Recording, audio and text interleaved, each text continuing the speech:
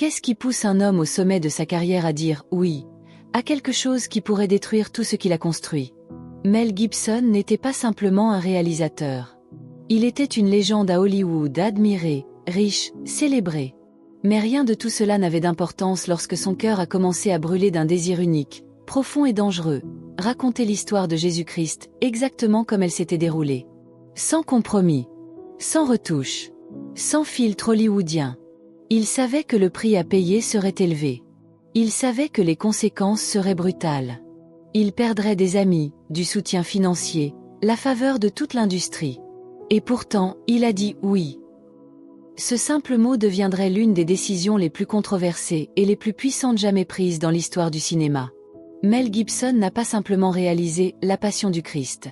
Il a financé avec son propre argent, près de 30 millions de dollars, parce qu'aucun studio n'osait s'en approcher. Pourquoi ? Parce que l'histoire qu'il voulait raconter n'était pas simplement risquée. Elle était sacrée.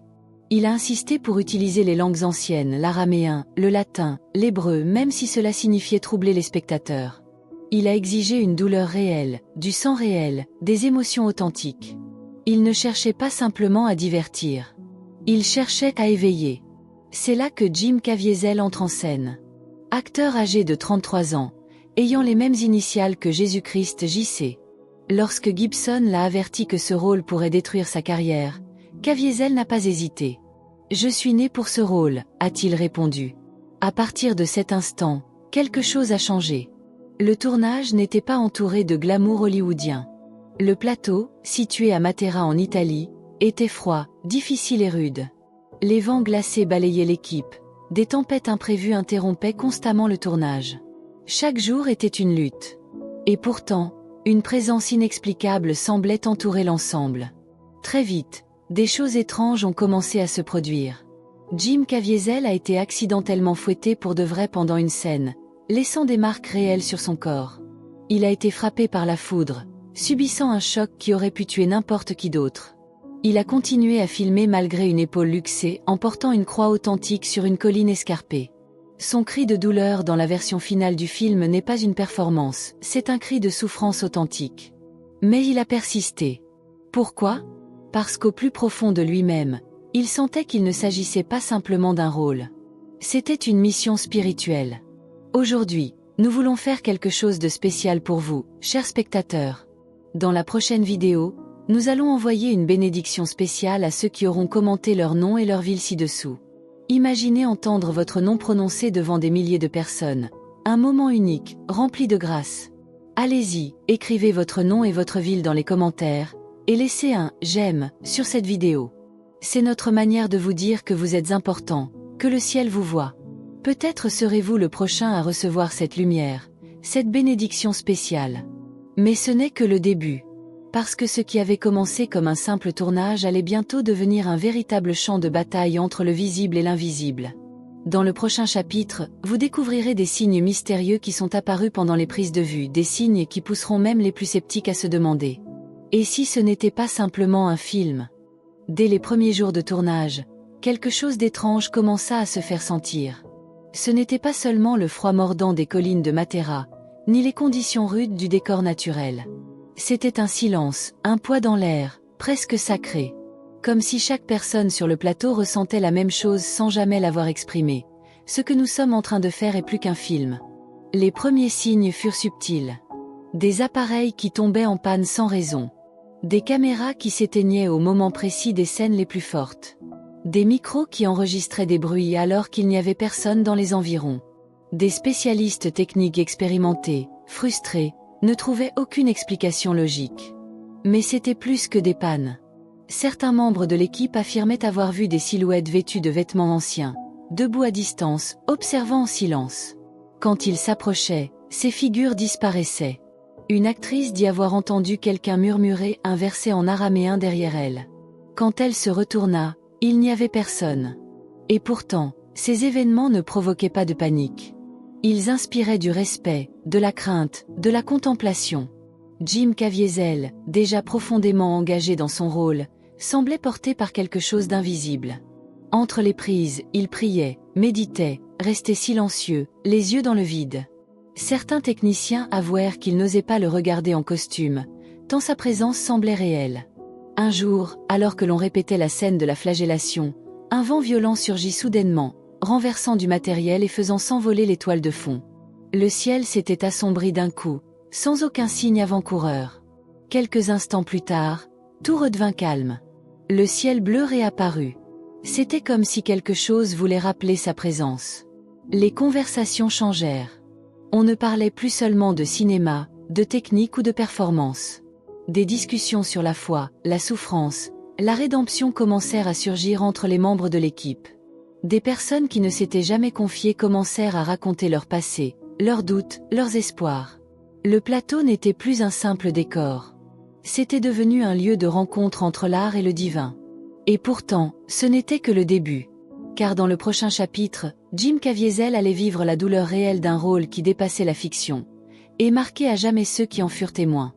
Au bout de quelques semaines de tournage, Jim Caviezel n'était plus seulement un acteur interprétant Jésus. Il était en train de vivre quelque chose de beaucoup plus profond. Chaque jour, son corps s'affaiblissait, non à cause de la fatigue ordinaire, mais sous le poids réel de la douleur physique. Les scènes de flagellation ne furent pas toutes simulées. Il fut réellement frappé par erreur. Le fouet avait dépassé sa trajectoire, et la lanière métallique lui entailla la peau. Il tomba au sol, hurlant. Ce cri, celui que vous entendez dans le film, n'est pas joué. C'est une souffrance authentique. Mais Caviezel ne demanda pas l'arrêt du tournage. Il se releva. Lors de la scène où il portait la croix, les réalisateurs avaient choisi une véritable structure en bois massif. Pas une imitation légère, mais un poids réel à soulever. Alors qu'il gravissait la colline, la croix glissa et lui luxa l'épaule. Une fois encore, il cria. Et ce cri fut conservé dans la version finale du film. Mais il continua. Pourquoi ? Parce qu'il avait la conviction profonde qu'il ne jouait pas simplement un personnage. Il offrait quelque chose. Il vivait une mission intérieure. Son regard changea. Des membres de l'équipe disaient qu'en le voyant les yeux fixés vers le ciel, il ressentait quelque chose d'inexplicable. Pas une performance. Pas du jeu. Quelque chose de plus grand, de plus vrai. Certains pleuraient. D'autres baissaient les yeux, incapables de soutenir cette intensité. Et pourtant, Caviezel n'était pas seul à être touché. L'assistant réalisateur, Jean Michelini, fut frappé par la foudre, non pas une fois, mais 2 fois, à quelques jours d'intervalle. Et il survécut. Il déclara ensuite, en larmes. « Je ne peux pas expliquer ce qui se passe. Mais ce que je ressens ici, ce n'est pas normal. » La tension spirituelle augmentait. Certains membres de l'équipe, pourtant non croyants, commencèrent à prier discrètement avant les prises. D'autres se levaient à l'aube pour marcher seuls dans les collines. L'un d'eux raconta avoir rêvé de Jésus 3 nuits de suite, sans jamais avoir lu un seul évangile. Jim Caviezel, lui, dormait peu. Le froid, les douleurs, l'intensité du rôle l'épuisaient. Il perdit du poids. Il dut être opéré du cœur après le tournage, un effort physique et spirituel si intense qu'il avait laissé des traces profondes dans son corps. Et malgré tout cela, il déclara plus tard. « Je ne regrette rien.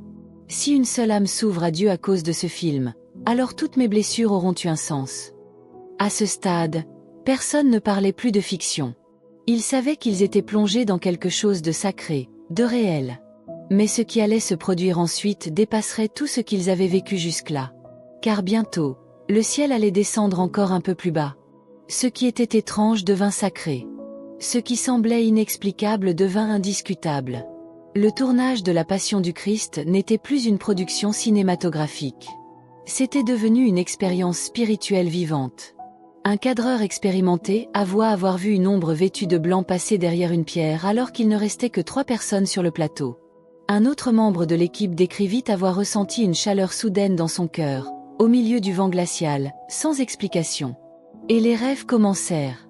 Des acteurs, des techniciens, des assistants racontaient avoir rêvé de Jésus, de la croix, de passages bibliques. Certains sans jamais avoir lu les évangiles. D'autres affirmaient avoir entendu des voix réciter des versets dans des langues qu'ils ne comprenaient pas. Mais c'est ce qui se passait à l'intérieur des cœurs qui était le plus bouleversant.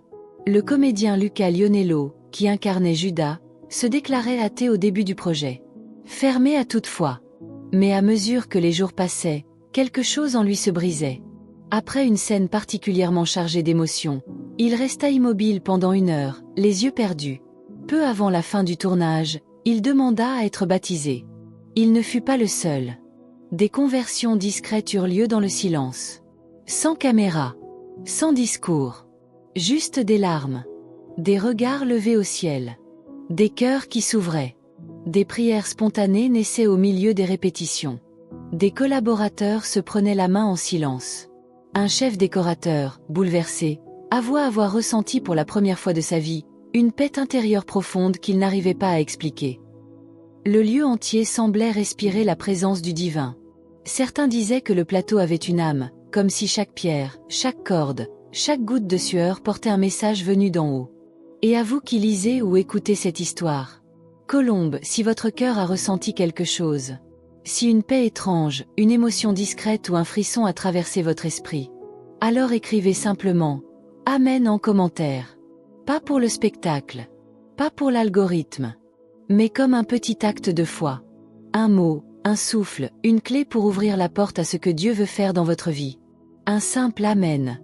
Peut-être le début d'un chemin.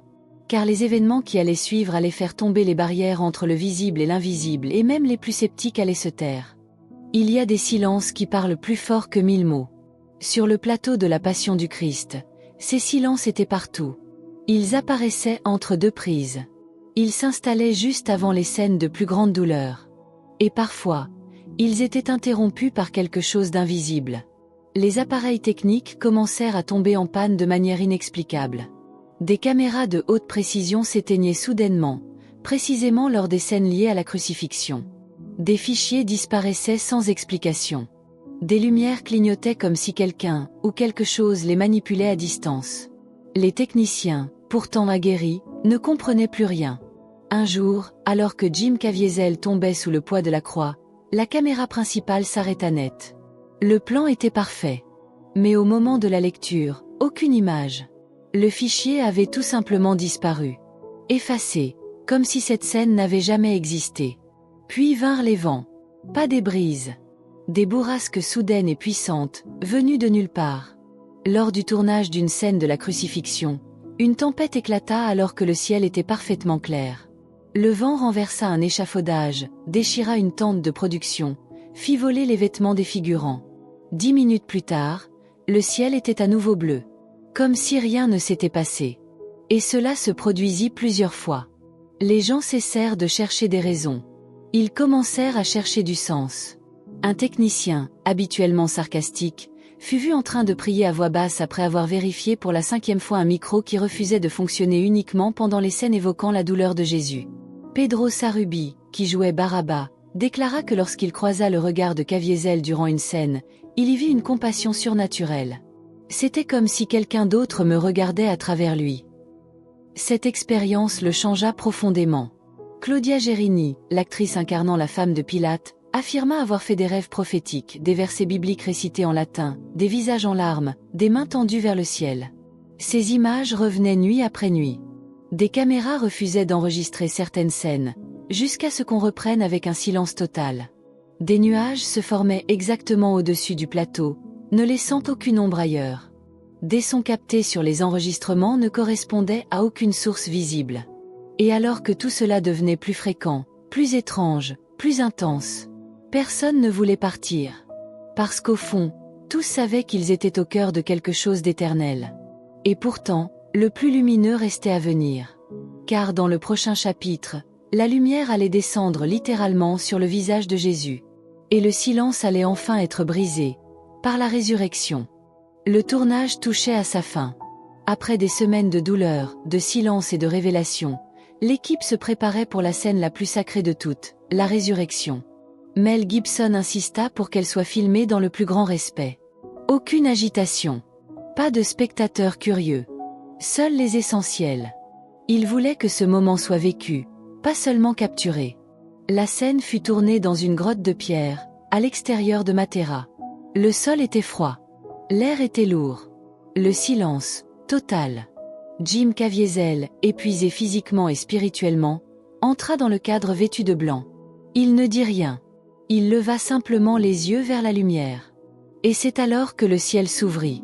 Un rayon de soleil, inattendu, transperça les nuages et vint frapper son visage au moment exact où la caméra commençait à tourner. Personne ne l'avait prévu. Il n'y avait pas de projecteur. Pas d'effet spécial. Juste cette lumière. Pure. Directe. Parfaite. Une femme de l'équipe fondit en larmes. Un technicien lâcha son casque et mit la main sur sa bouche. Un silence sacré envahit tout le plateau. C'était comme si Dieu lui-même confirmait ce qu'ils étaient en train de faire. La caméra continua de filmer.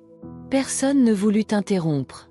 Lorsque Gibson dit finalement « Coupé », personne ne bougea. Ils savaient tous qu'ils venaient de vivre un moment hors du temps. Et toi qui regardes cette histoire, toi qui es arrivé jusqu'ici, tu fais aussi partie de ce moment. Étincelle si cette lumière a touché ton cœur. Si tu veux que cette paix continue de se répandre, alors clique simplement sur j'aime et abonne-toi à cette chaîne. Pas pour nous, mais pour que d'autres puissent entendre cette histoire. Pour que d'autres puissent aussi ressentir ce que tu ressens en ce moment. Tu peux aider cette lumière à voyager. Et pourtant, au moment où tout semblait s'être accompli, alors que les caméras s'éteignaient, que les décors étaient démontés et que chacun s'apprêtait à partir, quelque chose de plus grand allait encore se produire. Un dernier signe. Un souffle de l'invisible. Et dans le chapitre final, ce souffle allait devenir un appel personnel. Lorsque les caméras furent éteintes, lorsque les acteurs quittèrent leurs costumes, lorsque les projecteurs furent rangés, personne n'était plus le même. Ce tournage avait laissé des marques invisibles. Certains parlaient de cicatrices spirituelles, d'autres de renaissance. Mais tous s'accordaient sur une chose, ce n'était pas juste un film. Dans les semaines qui suivirent, des témoignages commencèrent à circuler. Des membres de l'équipe racontèrent qu'ils n'avaient plus pu prier de la même manière. Certains avaient repris contact avec leur foi après des années.